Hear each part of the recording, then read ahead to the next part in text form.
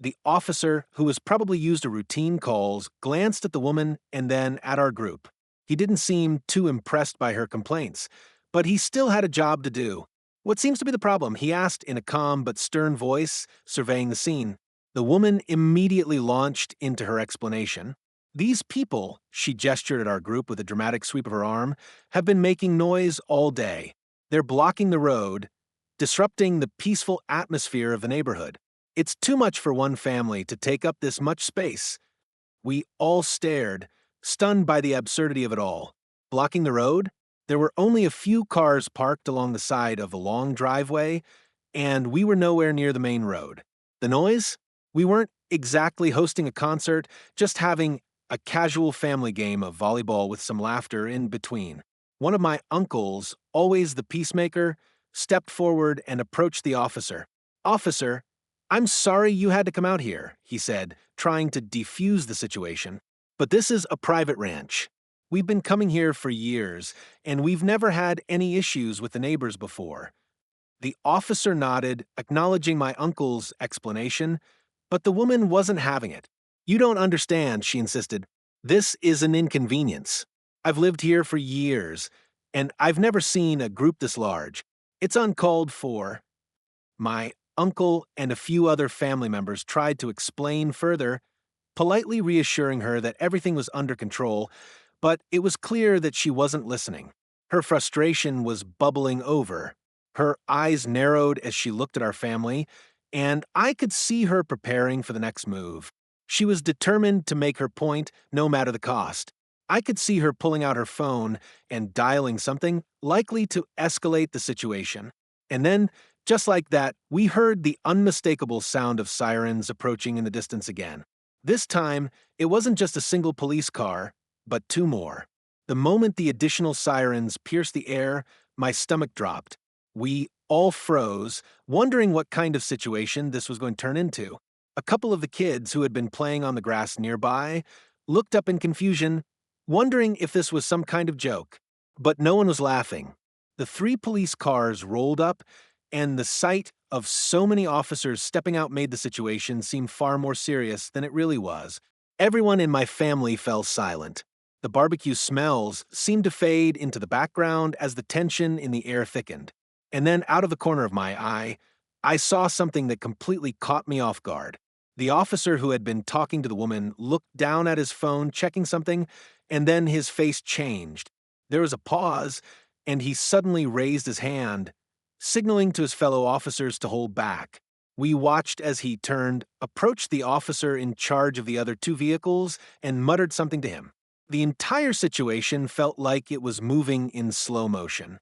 Just as I was about to ask what was going on, another car turned into the driveway. This one wasn't like the others. It was a black SUV with tinted windows, followed by two patrol cars. Out stepped a tall, imposing figure. Everyone seemed to recognize him immediately. It was Chief Clark, the chief of police himself, a man everyone in town knew, respected, and even considered a friend. He wasn't just the chief, he was someone we'd seen at local events, someone who'd worked with my family in the past, and most importantly, someone who had a deep respect for our ranch and everything it represented. But to see him walk onto our property like this, it was surreal. When the chief stepped out of the SUV, he didn't even look at the woman. He looked straight at our family. A warm smile spread across his face as he nodded, recognizing familiar faces in the crowd. It was as if he had completely ignored the situation, knowing exactly what was going on. The woman, on the other hand, seemed to freeze, realizing that the very person she was trying to call out on her complaint was standing right before her. The chief walked straight over to the officer who had been talking to the woman and asked what the issue was. The officer quickly explained, pointing toward our group, as if to show that the complaints had been about noise and a supposed roadblock. Chief Clark listened for a few moments, but his expression was unreadable. He then turned to the woman, his gaze calm but firm. "Ma'am," the chief started, his voice deep but friendly, "this is private property, and these folks are within their rights to hold a family gathering here. They haven't blocked any roads, they're not being disruptive, and everything seems to be well in hand. If there's any problem, we can handle it another way, But there's no need to make a scene over something so minor. The woman opened her mouth to protest, but no words came out. She looked flustered, as if the situation was slipping away from her grasp. The realization that she had just called the cops on an innocent family event, only to be confronted by the chief of police, seemed to hit her hard. In the end, she muttered something incoherent under her breath and stormed back to her car, her face as red as a tomato. I couldn't help but breathe a sigh of relief as I watched her drive off. My family exchanged glances, most of us trying not to laugh at how ridiculous the whole thing had turned out to be. The tension lifted and the air seemed to clear. We could finally breathe again. As the officers began to leave, Chief Clark waved goodbye, his smile still there. "Enjoy your day," he said, before getting back into his SUV. And with that, the chaos was over. We went back to our volleyball game, back to the laughter and joy that had filled the day before. The barbecue was still sizzling, and the kids were back on the swings. And most importantly, we got to finish our family reunion without further interruption. The woman stood frozen, her face turning a shade of red that was hard to ignore. She had clearly expected a much different outcome, one where her complaint would be taken seriously, and the police would intervene to disrupt our reunion. But with the chief standing right there, it was clear that her plan had completely backfired. Chief Clark's calm demeanor, paired with his authoritative presence, had made her words seem insignificant. The moment he addressed her so directly, it was like the wind had been knocked out of her sails. She stood there, her mouth moving, but no words coming out, caught off guard by the gravity of the situation.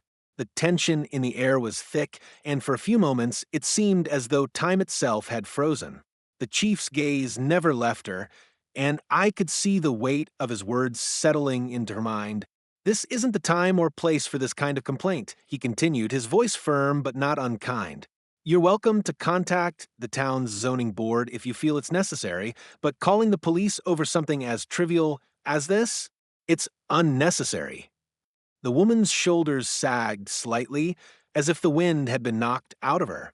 She glanced around at all of us, now watching the scene unfold with mixed expressions of confusion, frustration, and a hint of amusement. It was clear she hadn't expected to encounter such a strong response, and that realization was starting to sink in. Chief Clark took a few steps back, his eyes never leaving the woman. "Now, if there's nothing else, I think this matter is resolved. You can leave if you'd like," he said calmly. The woman's jaw clenched, and for a moment I thought she might argue further. But instead, she seemed to deflate, the anger that had once fueled her now replaced with a sense of defeat. She turned away, her steps quick and sharp as she headed back to her car.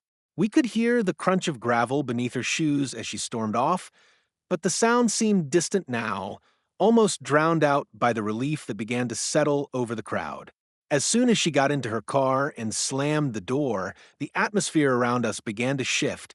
The tension that had hung heavy over the reunion started to dissipate. People began to exchange looks, some with raised eyebrows, others with small chuckles. The kids, who had been watching the interaction with wide eyes, slowly returned to their games, giggling and talking amongst themselves as though nothing had happened. My uncle, who had been standing beside me, let out a breath he had clearly been holding in. "Well, that was something," he muttered under his breath, shaking his head with a mix of disbelief and amusement. The chief, noticing the change in mood, turned back to us and gave a small nod. "You're all good here," he said, his voice softer now. "Enjoy the rest of your reunion, and don't let one person ruin your day." We all nodded, grateful for his understanding and his swift handling of the situation. I could see the relief on everyone's faces as the final traces of the confrontation faded away. Before the chief got back into his car, he turned to my family once more. "I know this is your ranch, and I know you're good people," he said with a smile. "Just keep doing what you're doing. If anything else happens, give me a call." With that, he got into his vehicle, and with a final wave, he was gone.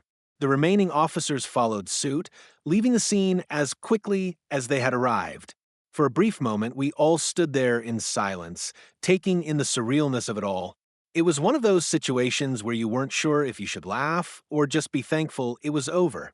My aunt, ever the optimist, was the first to break the silence with a hearty laugh. "Well, that was a surprise," she said, wiping a tear from her eye.